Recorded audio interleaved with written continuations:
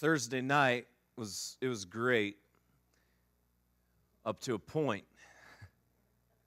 I'd spent the night hanging out with our two boys, and my wife and I watched a movie, and then she went to bed because she has to fall asleep to Gilmore Girls because she's seen every episode 1,000 times, and that relaxes her for some reason. And I'm one of those people, I cannot sleep with the TV on, so we kind of have a routine. She goes to bed before I do, watches her episodes of Gilmore Girls, she falls asleep. I come in, turn on death metal. No, I come in, just turn off the TV, and I can fall asleep.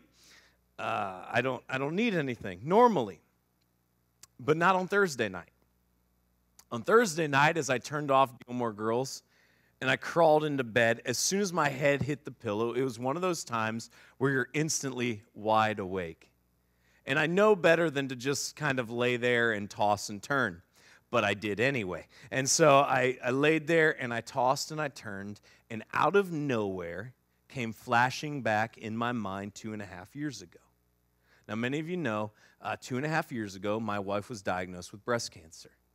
And all of the memories, we didn't have a checkup or anything. It's not like we received any bad news, not like we'd seen cancer on an episode. This doesn't happen to me often. It was just out of nowhere with no trigger that I can figure out even now. My mind is flooded back to memories of everything that we went through and everything that we endured over that when she was diagnosed 2.5 years ago.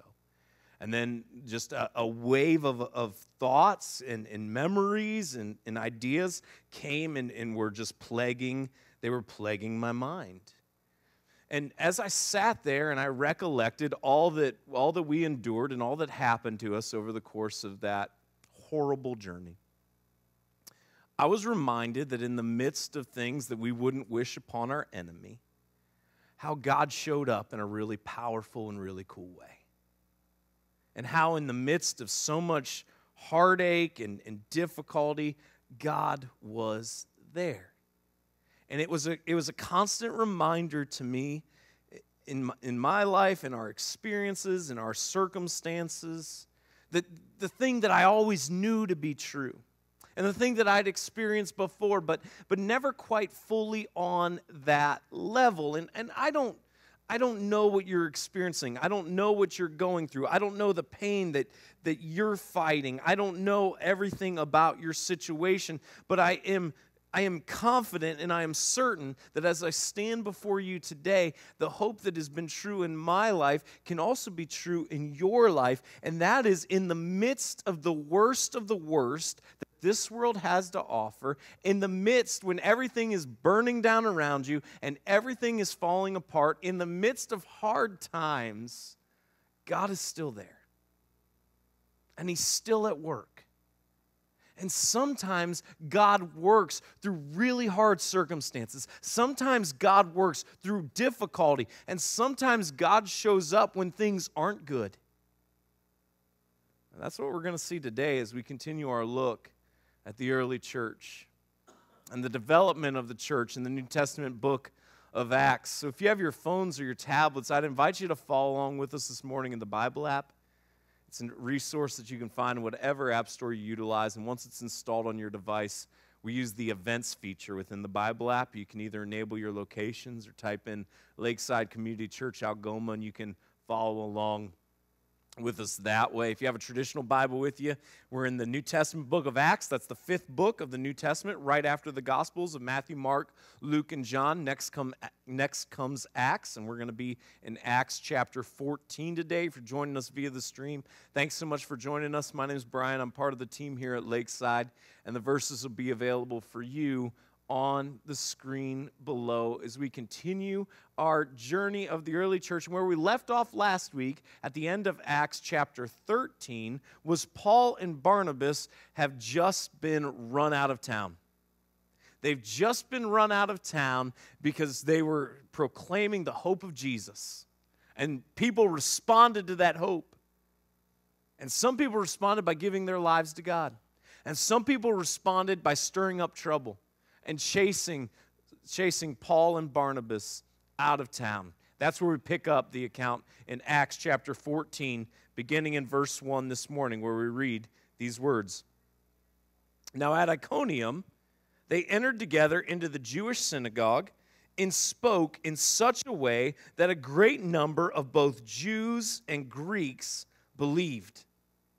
Now here we are, and stop me if you've heard this before, that Paul and Barnabas are now going to the synagogue in Iconium, and they are proclaiming the hope of Jesus. And Jewish people are responding, and they're giving their lives to God. And Gentiles are responding, and they're giving their lives to God. Stop me if you've heard this before. This is exactly what Paul and Barnabas have been doing that has caused them trouble in the past. And yet they come to the conclusion that we're not going to stop proclaiming the hope of Jesus. We're not going to stop doing what we know is right. There may be consequences. There may be trouble. There may be hardship. But we are committed. We will do what's right. We will not quit. And they continue to do what is right, even though it has adversely affected them previously. They didn't run and hide. They didn't stop. They didn't quit. They knew in their hearts, they knew in their soul, this is what we must do. This is what God has called us to do. And so they went forward with it. And they did it. And notice their ability here to connect with Jews and with Greeks. To connect with two very distinct ideologies.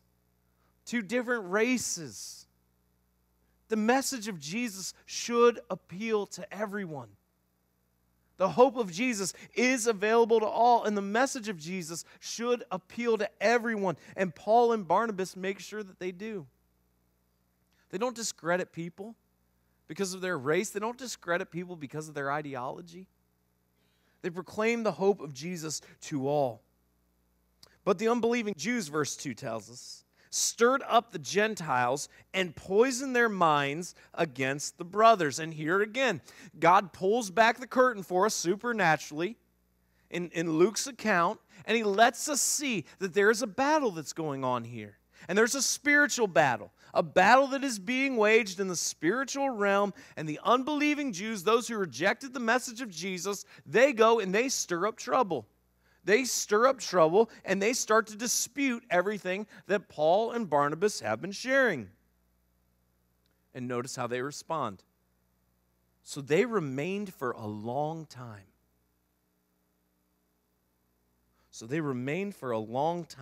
Speaking boldly for the Lord, who bore witness to the word of his grace, granting signs and wonders to be done by their hands. But the people of the city were divided. Some sided with the Jews and some with the apostles. Trouble happens. And what is the response of Paul and Barnabas? To stand their ground. To stand their ground and continue to do the work that God had called them to do. If God calls you to do something, you are going to face opposition. You can bank on it. And this should be an encouragement for us. This should be an encouragement for those of us who love and follow God. That when God calls us to do something, we can't expect that everything's going to be simple. We can't expect that everything's going to be easy and everything's just going to work perfectly. I wish it would. That's not the way that God operates. And we see that time and time and time again. And in those times when it's difficult, in those times when there's opposition, in those times where things are harder than we ever thought they were going to be, I hope we have this resolve. I hope that we just say, I'm going to stand my ground and I'm not going to move. I'm going to continue to do what God has called me to do. I'm going to be faithful and obedient to what God has called me to do. And notice what happens. There are people in the city who follow Jesus as a direct result of this ministry. They follow Jesus. And notice what happens.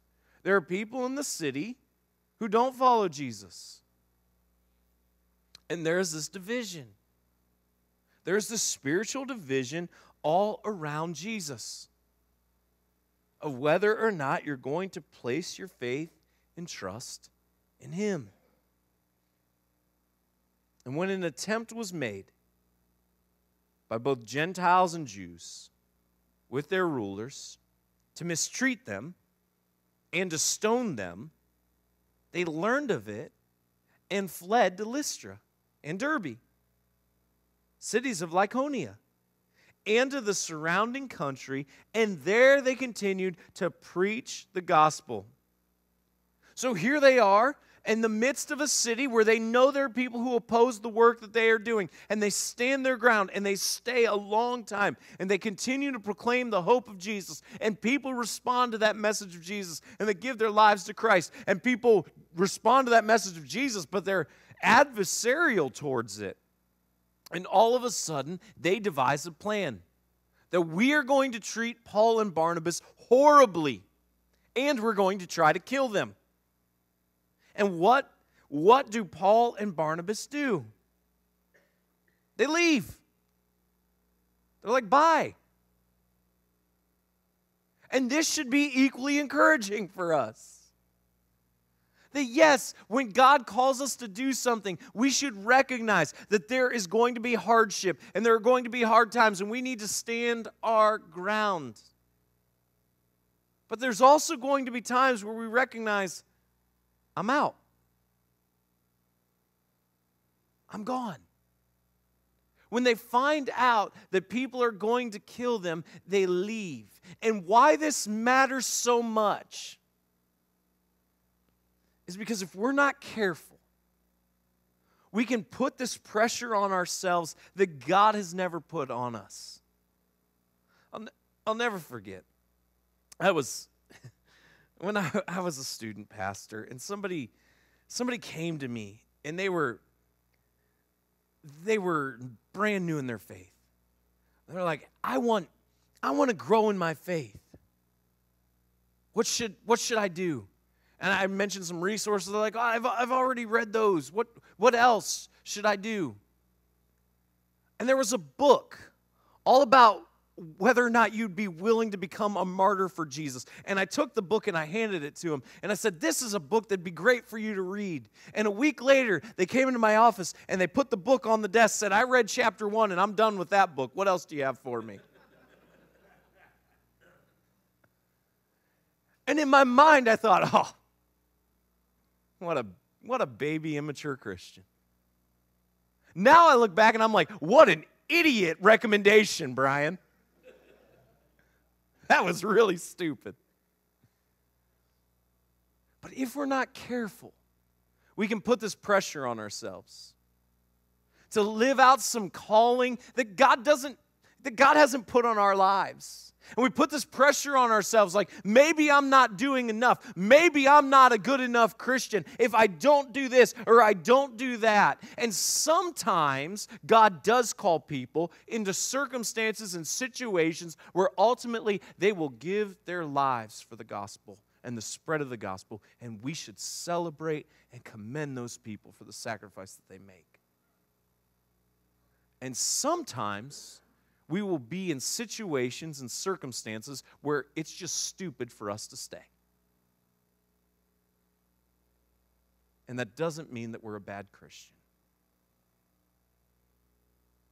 Paul and Barnabas, who no one at this point could claim, oh, well, they weren't serious about their faith. They find out that people want to kill them. And they leave.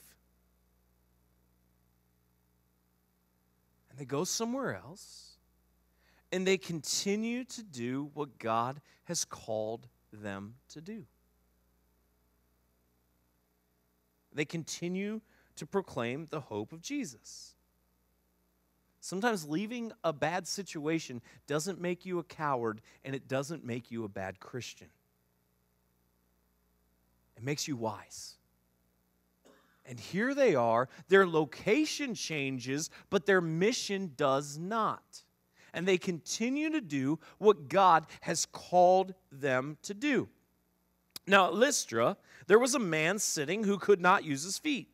He was crippled from birth and had never walked. And now we're introduced to a paralyzed individual, a paralyzed man. And he listened to Paul speaking. And Paul, looking intently at him and seeing that he had faith to be made well, said in a loud voice, "Stand upright on your feet." And he sprang up and began walking. Now there's so much to unpack here that we can't. But this is just absolutely miraculous.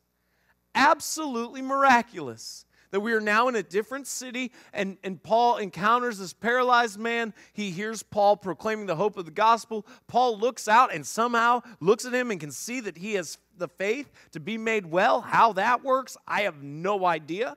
But we just know somehow supernaturally it does. And then God supernaturally performs the miraculous through Paul, and all of a sudden the man is healed. And he springs up to his feet and he begins to walk. And when the crowd saw what Paul had done, they lifted up their voices, saying in Lycaonian, "The gods have come down to us in the likeness of men." Barnabas they called Zeus, and Paul Hermes, because he was the chief speaker. And the priest of Zeus, whose temple was at the entrance to the city, brought oxen and garlands to the gates and wanted to offer sacrifices with the crowds. Now the crowd, they see this miraculous occurrence. They see that a miracle has just happened. And what do they try to do? They try to direct the praise not to the God who performed the miracle, but to the instrument that God used. And they try to direct their praise to Paul. So much so that they try to worship him. And here we see amongst a crowd that has no relationship with God, that there is this hunger within them. There is this hunger within them for God to dwell amongst them. Now they're misguided, but there's that desire. And there's that hunger within them. People that have no relationship with God, there's still that hunger and desire for God to dwell with them. And so much desire within each and every individual is there to have a relationship with God. And the reason that it's there is because God created us. And the reason we were created was to have communion with Him.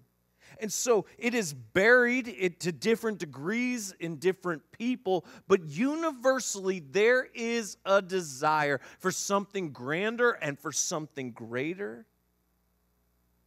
And we see it here on display.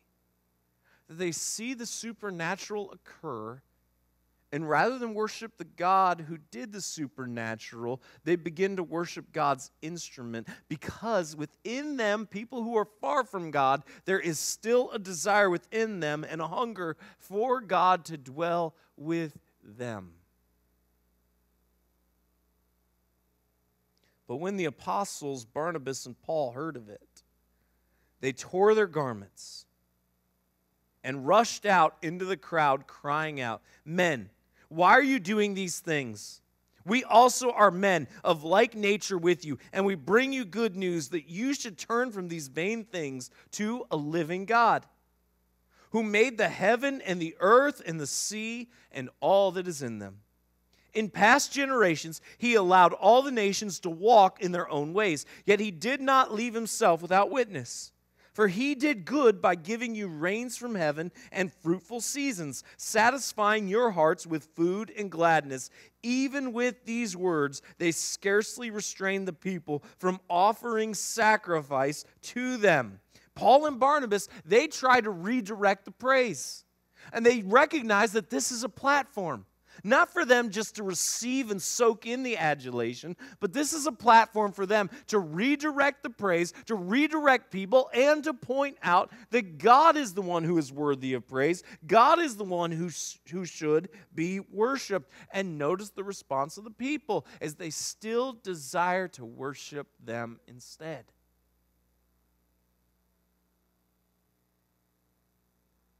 And this is universally true as well.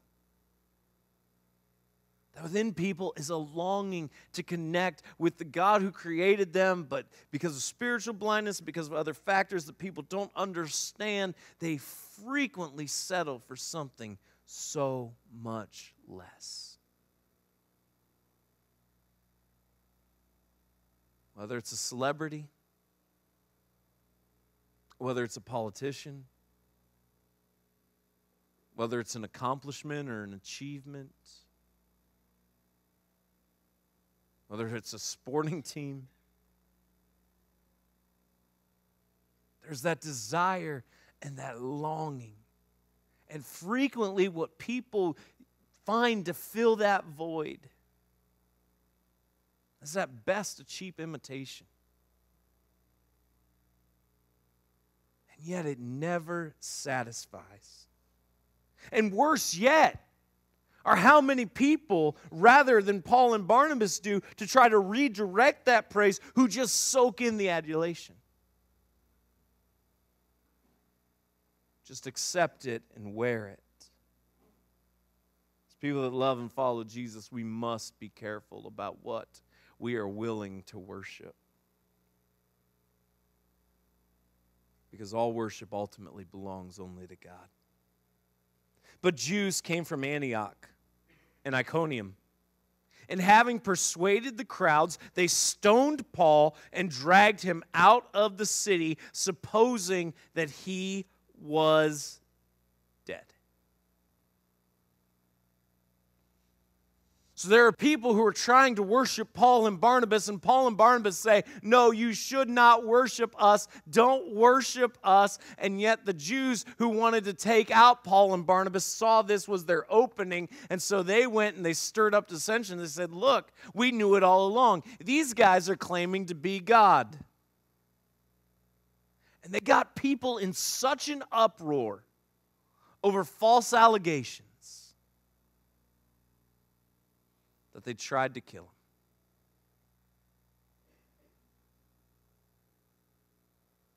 Their minds manipulated. They thought they killed Paul. And here you are. Somebody following what God has called you to do. You leave another place because it's dangerous, and you know what you're still doing is dangerous, and you are hit with rocks so badly that people look at you and think you're dead.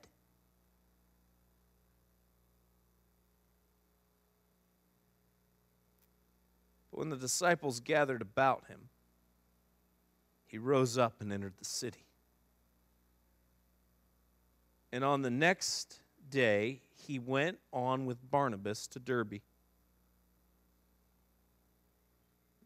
You notice this in the midst of Paul being stoned?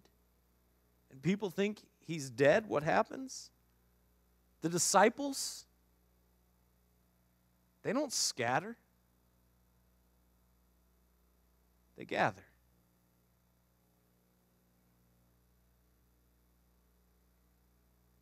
This is the call for us as people that love and follow Jesus. What we must be as a community. That we are here when people celebrate and we are right next to them. And when the worst of the worst comes, that we are right here next to them. And the only way you find that is when you live in community. And there is nothing greater that can bond us together than our like faith in Jesus.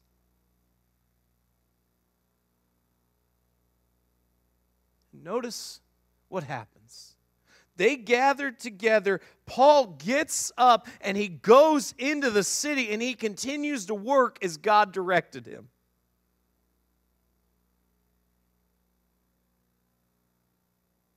I don't know the conversation.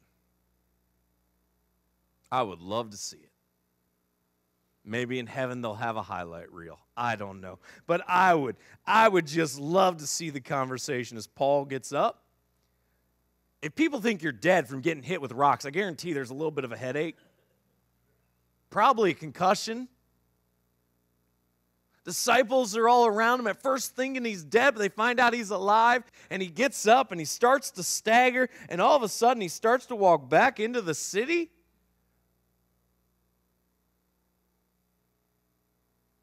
Disciple doctors are rushing out being like, he is not cleared to go back to that city. Like, you want to go the other way. Paul goes back into the city. And I don't know the conversations that were had, but I can tell you from what I've experienced in my life that when it's a difficult season, you can't even accurately convey how vitally important it is to have those people around you.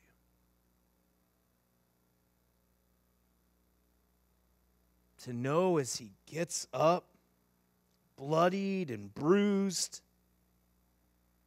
confused, hurt,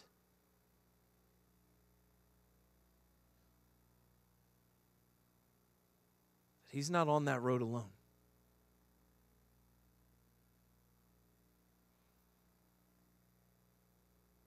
That as he takes a step towards the city, there around him are people that also love Jesus and love him. When they had preached the gospel to that city and had made many disciples, they returned to Lystra and Iconium, to Antioch, strengthening the souls of the disciples, encouraging them to continue in the faith, and saying that through many tribulations we must enter the kingdom of God. And when they had appointed elders for them in every church with prayer and fasting, they committed them to the Lord in whom they had believed. Let me read this again. When they had preached the gospel to that city and had made many disciples, they returned to Lystra and to Iconium and to Antioch. Let's go back to verse 19. But Jews came from Antioch and Iconium, and having persuaded the crowds, they stoned Paul and dragged him out of the city, supposing that he was dead. And where'd this happen? Lystra. Are you kidding me? They stone the guy to the point people think he's dead. He gets up, and where does he go? To Lystra and to Iconium and to Antioch. And I recognize, as people that love and follow Jesus, we shouldn't give people the finger, but Paul is giving them the spiritual finger here. I mean, he's just showing up and like, oh yeah? Now what? Because God is greater. And God's work cannot be stopped.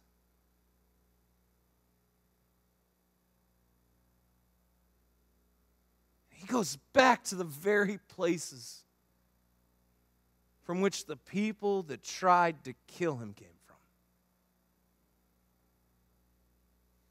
And then they passed through Pisidia and came to Pamphylia.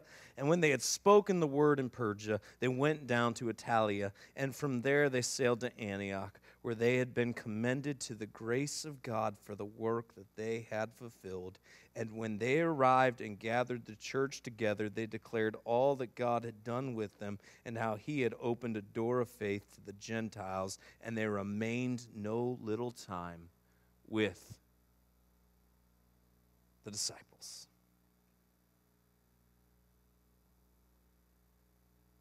God does some incredibly powerful things through them. God does really cool, really incredible, impactful things through their ministry, and they're not done, and they continue to do the work that God has called them to do. And they gather the church together, and they tell people, this is my journey. This is what God has done through me. This is how we've seen God work. This is how the gospel is spread. This is how people are following Jesus. And they remained no little time with the disciples. They were there with each other, together. Thursday night, I couldn't sleep. I tossed and I turned. As all the memories came flooding back in my mind.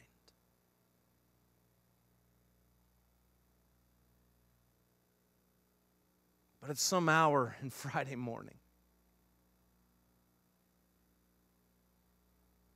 I drifted off to sleep.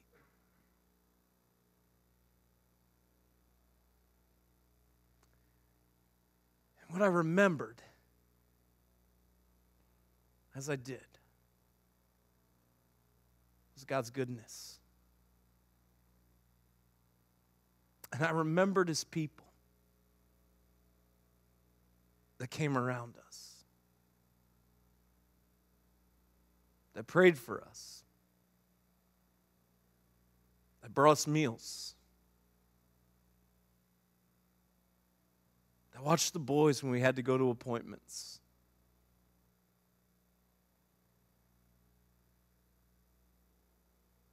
People that served us in ways that are too numerous for me to recollect. See, what I remembered was that in the midst of things we would never wish upon anyone, God was good. And He was faithful. And one of the expressions of that was His people.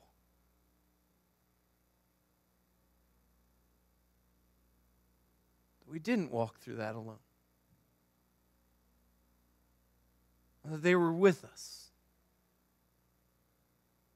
every step of the journey. And I don't know where you find yourself right now.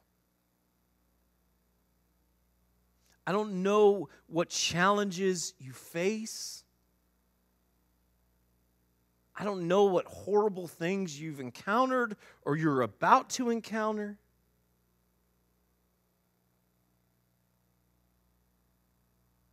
But what I can promise you is this: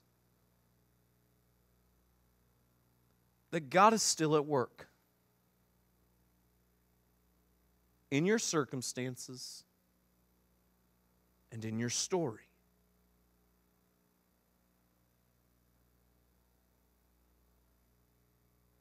And what I also know is you need others.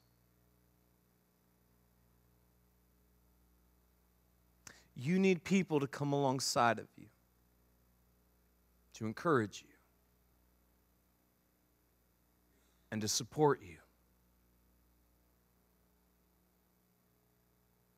And throughout this book, what we have seen over and over and over again is God does the incredible. God does the supernatural. And God calls His people to some really difficult circumstances and some really hard things. And why God operates and why God works this way, I do not know.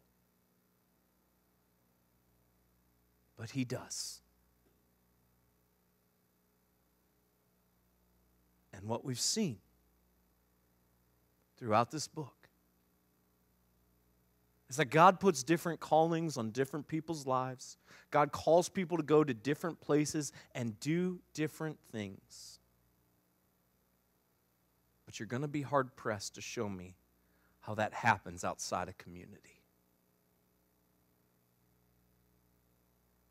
This is why what we do, it matters so much.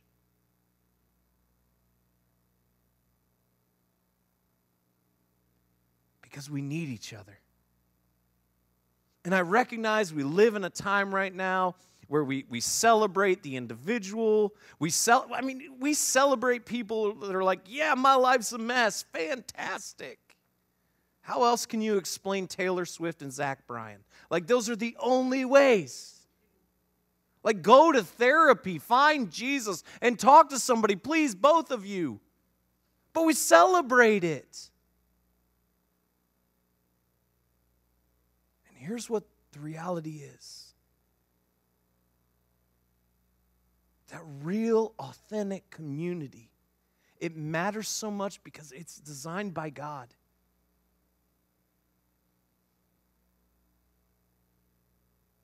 And I hope when when you find yourself in the worst that this world has to offer,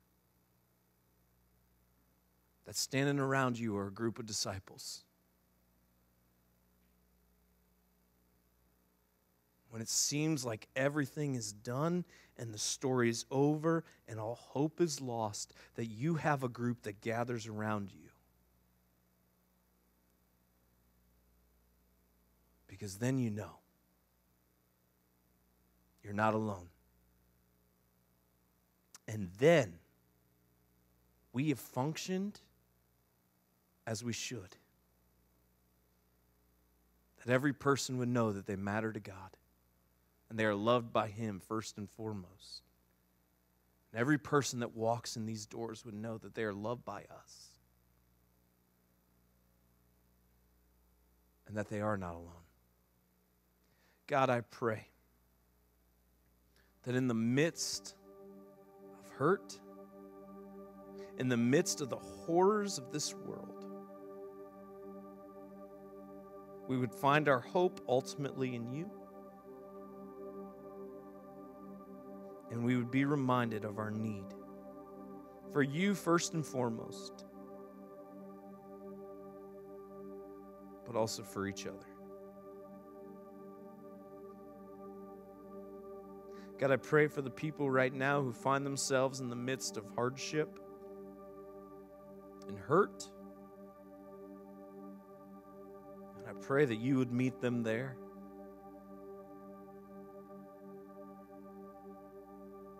And I pray that they would not feel like they have to walk through that journey alone. I pray, God, that we would succeed in our mission and our vision. That every person that walks in these doors would know that they are loved by you first and foremost. That they are loved by us. That there is a team. There's support. That there's encouragement.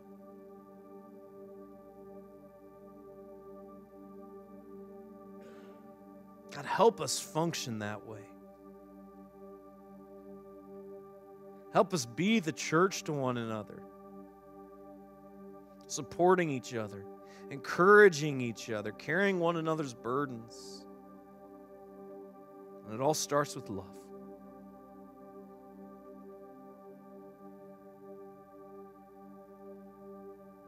God, work in us and through us, and help us accomplish this goal. That you would be honored and glorified as a result, and your people would be encouraged and strengthened. Work through us, Jesus.